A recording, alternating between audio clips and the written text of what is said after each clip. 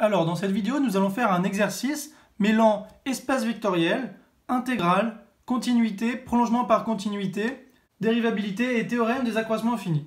Donc, on note C l'espace vectoriel des fonctions continues de R+ dans R. Donc, pour f appartenant à C, donc cet espace vectoriel, on définit l'application de R plus étoile dans R par g de x égale 1 sur x fois l'intégrale entre x et x au cube de f de t dt. Donc première question, montrer que g est continu sur R plus étoile et prolongeable par continuité en 0. On note encore g ce prolongement par continuité, préciser la valeur de g de 0 en fonction de f de 0. Deuxième question, montrer que g est dérivable sur R plus étoile et expliciter g' de x. Donc première question, f étant continu, alors elle admet des primitives sur R plus étoile. Donc R plus étoile, je rappelle, c'est tous les réels sauf ceux négatifs et sauf 0. Donc finalement que les positifs sauf 0. Tel que on désigne par grand F l'une d'entre elles. Donc on a g de x qui est égal à 1 sur x multiplié par f de x au cube moins f de x. Donc g est continu en tant que somme composée et produit de fonctions continues. Donc on pense au théorème des accroissements finis, donc le TAF. Donc si vous ne comprenez pas trop son principe, je vous renvoie à une autre vidéo que j'ai faite sur cela. Donc pour x inférieur à 1 et supérieur à 0, on a f, la primitive, qui est continue sur x au cube, intervalle fermé, et dérivable sur x au cube, intervalle ouverte. Donc, d'après le théorème des accroissements finis, je vais marquer d'après le TAF. Alors, il existe c de x appartenant à x au cube, tel que f de x au cube moins f de x, grand F, c'est égal à f' de c de x multiplié par x au cube moins x. Donc,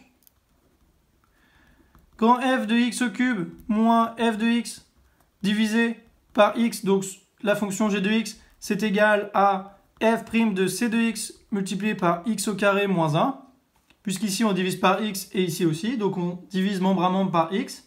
Et limite de x au carré moins 1 quand x tend vers 0, cela ça fait moins 1. Et comme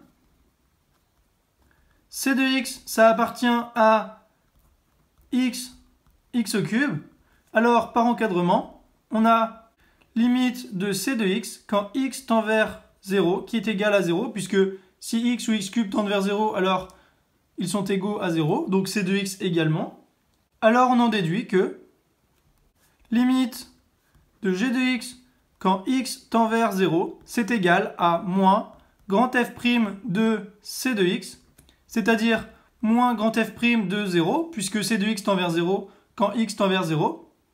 Donc comme grand f est la primitive de petit f et qu'ici c'est la dérivée, alors ça c'est égal à moins f de 0. Donc ainsi, g de 0 est égal à moins f de 0.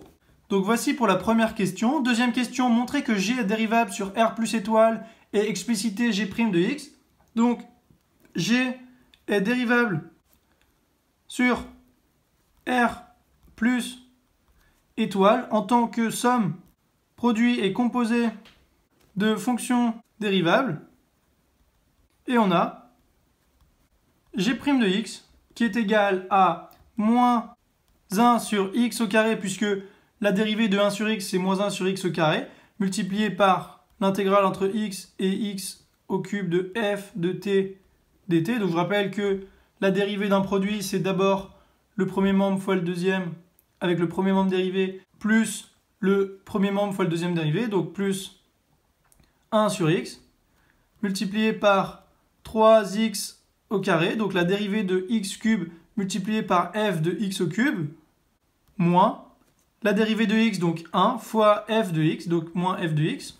Et donc ça, c'est égal à moins x fois g de x, puisque moins x fois moins 1 sur x au carré, ça fait 1 sur x, plus 3x f de x au cube, moins f de x sur x. Donc voilà pour cette dérivée et pour cette vidéo.